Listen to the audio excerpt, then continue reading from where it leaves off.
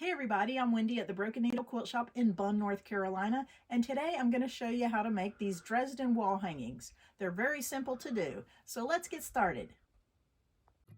The first thing we need to do is cut our Dresdens. These templates, this is by Creative Grids, and this is an 18-degree circle segment ruler. It is for making the Dresdens, and it also has this circular template to cut your circle piece that's going to go in the center, and I'll show you how to do that later. When you go to make these, you can make them all one color.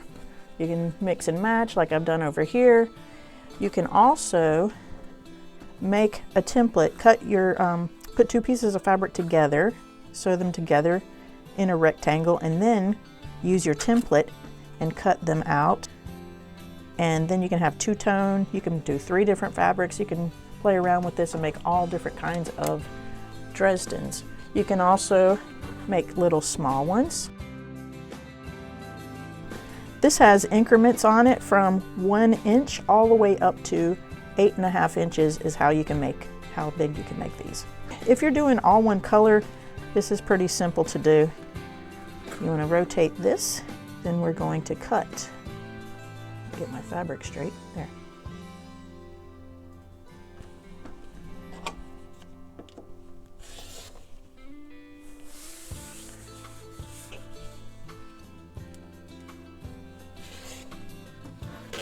And now, without moving anything, I can rotate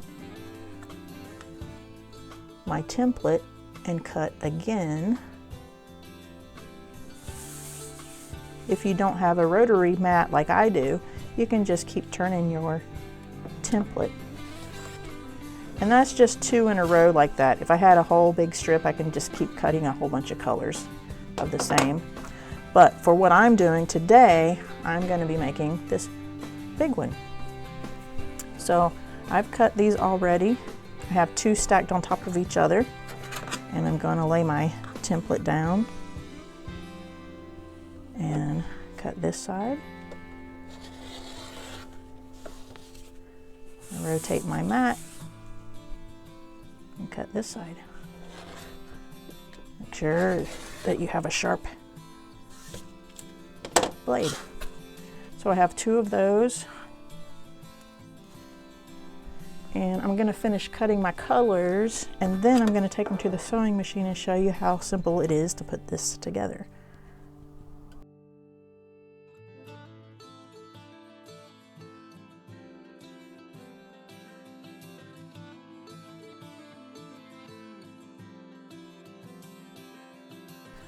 Now the first thing we want to do, I've got these all laid out, we're going to fold them up and sew them with a 1/4 inch seam. And this is on the wide end here.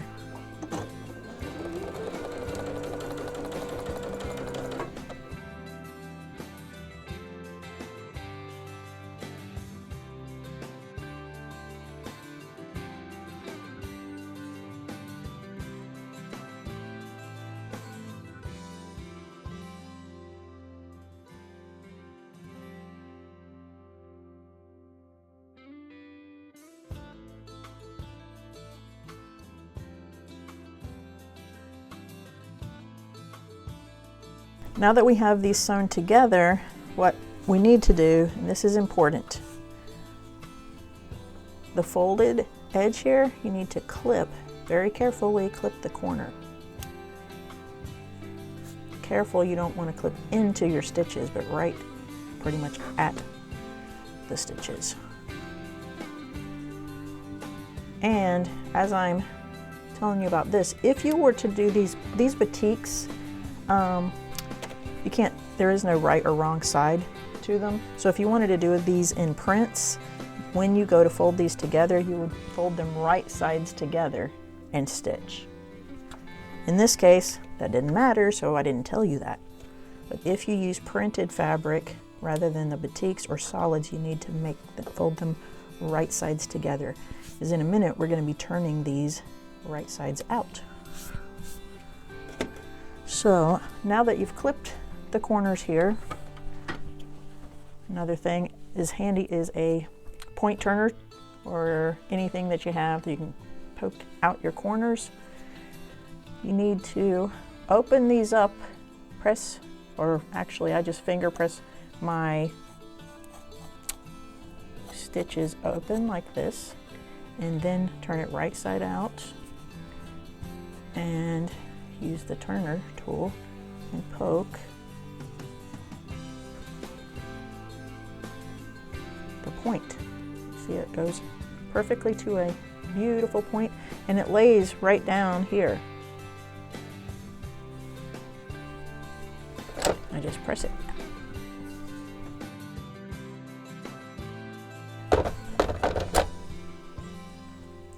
And there is one of my Dresdens. I'm going to put it over here so I know what colors I'm going to do. So again,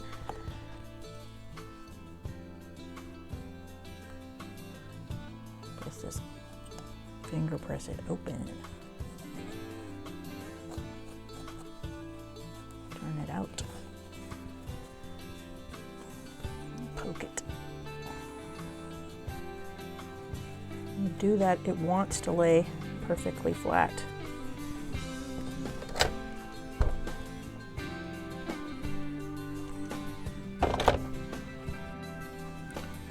I've already sewn half of my Dresden together. You can, some people want to do like a quarter Dresden, so you only need to do part of it, and you can put part of that in a quilt block. Those four right there would look pretty together just in a corner block. This particular one, I'm going to go all the way around and make one big Dresden plate. So the next thing we need to do is sew two together at a time. I'm going to put them right sides together, and the most important thing is lining up this part, this section. Don't worry about down here, because when we put these together, they're going to be kind of goofy down at the bottom, but we'll be covering that up with the center. So right sides together, and you want these corners matching and your points up here matching. Like I said, the rest down doesn't matter, down at the very bottom here. And we're going to start sewing here. We're going to start sew here. Don't sew up here. I'm going to start here, and we'll take one stitch forward and then 2 stitches back to up here, and then sew all the way down.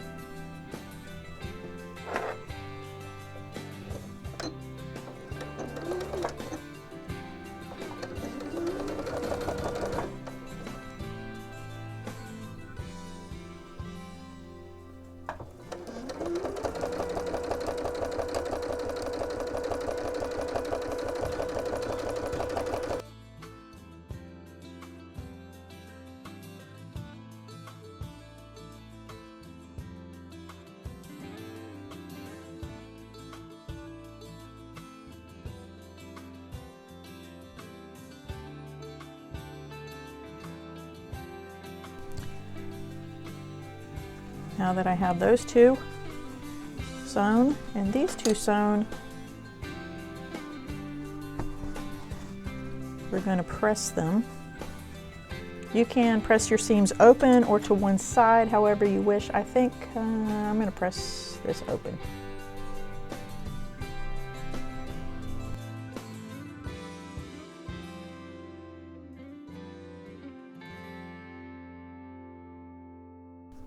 It's laying nice and flat. And now the second one, same thing.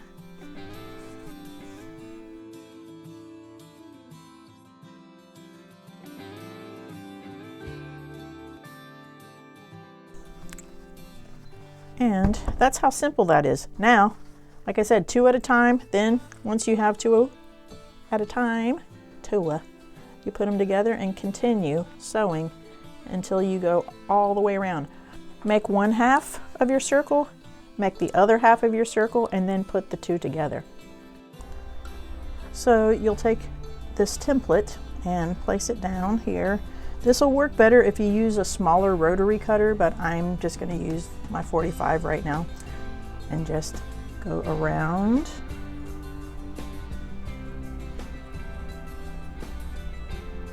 Watch your fingers, and then I'm going to rotate this, rotate it. I'm going to rotate it.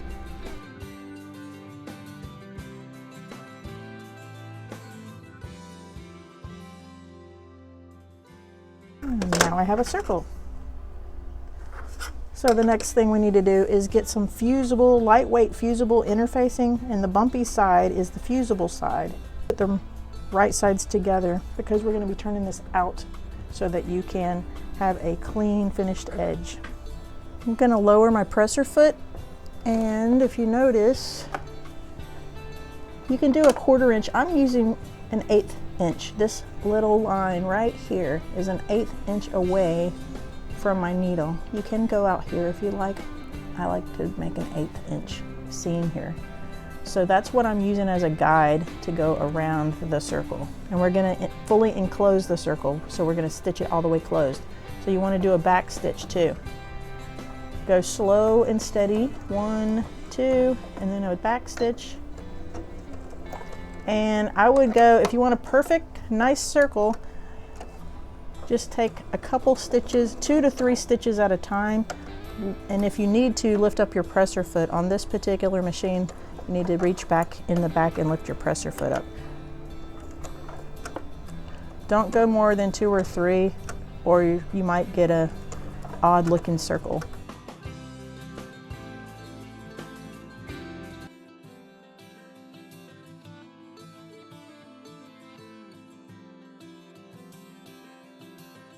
And now we're getting to the end. We want to do another back stitch to secure this.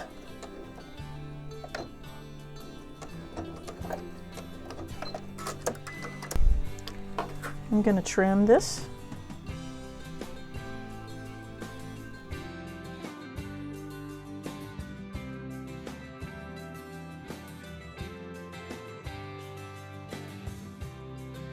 And we're going to make a little cut in the center because we're going to turn this right side out, and when we do that, then we'll be able to use the bumpy fusible part to iron it in place.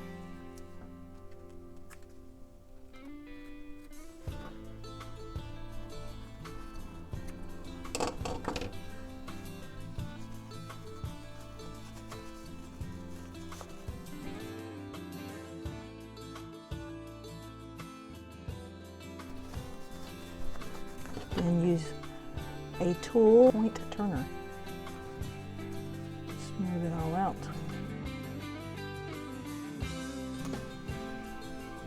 Now I have a pretty circle that I can fuse into place.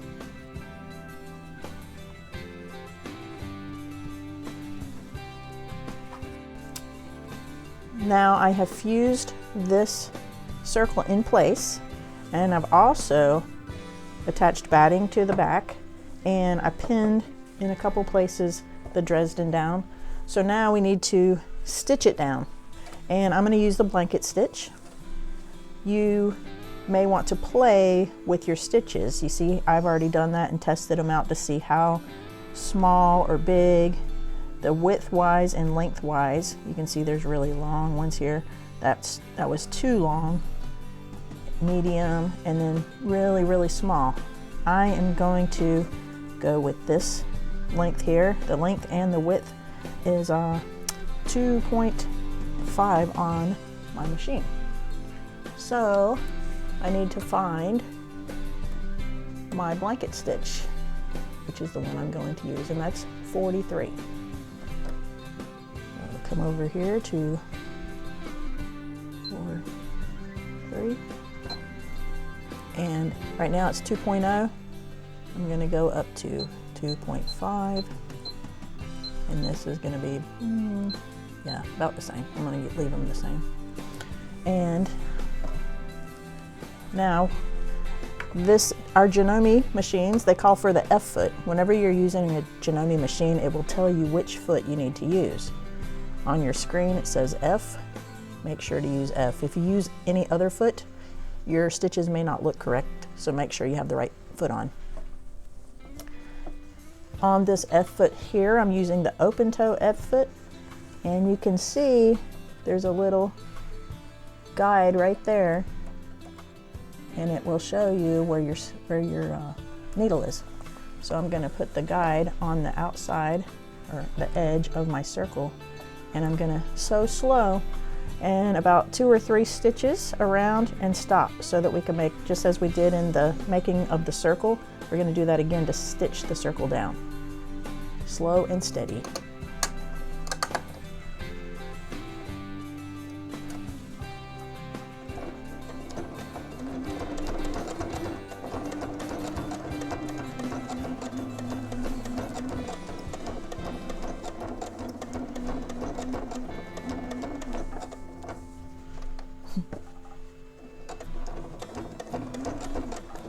As you're sewing, right now, watch, it's going to go forward a couple times and then it's going to swing over.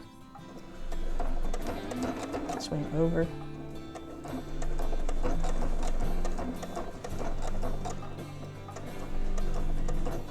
Swing over.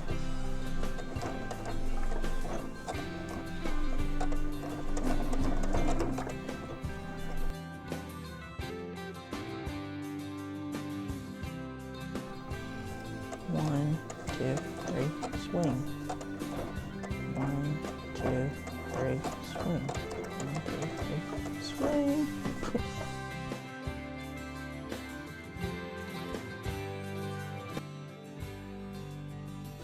Now we're at the end. We want to hit on the Janome machine. You can hit the bullseye button and it will continue the stitch and make a locking stitch in place for you.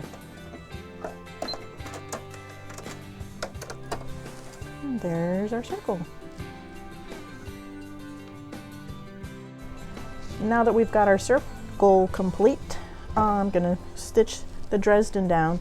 You can match your thread, which is what I like to do. If you make a little boo-boo, then you won't really notice it.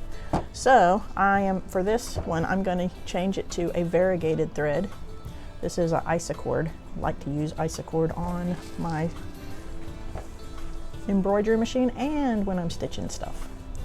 So here I'm going to start again on the outside edge here, use that as a guide, and my stitches are set exactly the same as they were for the circle. You just need to stitch it down.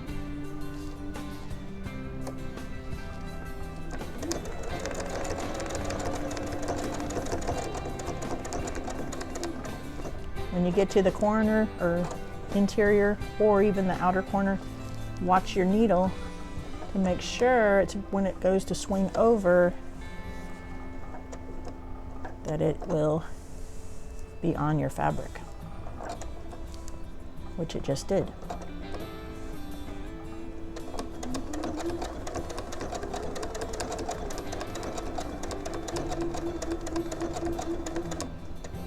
And we're getting there. 1, 2, 3, and it's about to swing. I know that because I've been counting. Swing over. Yeah.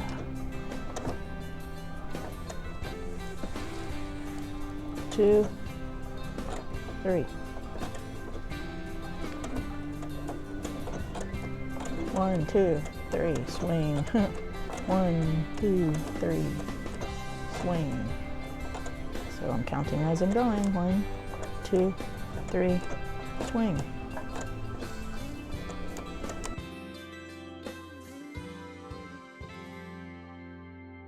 Ta-da! Dresden wall hangings complete.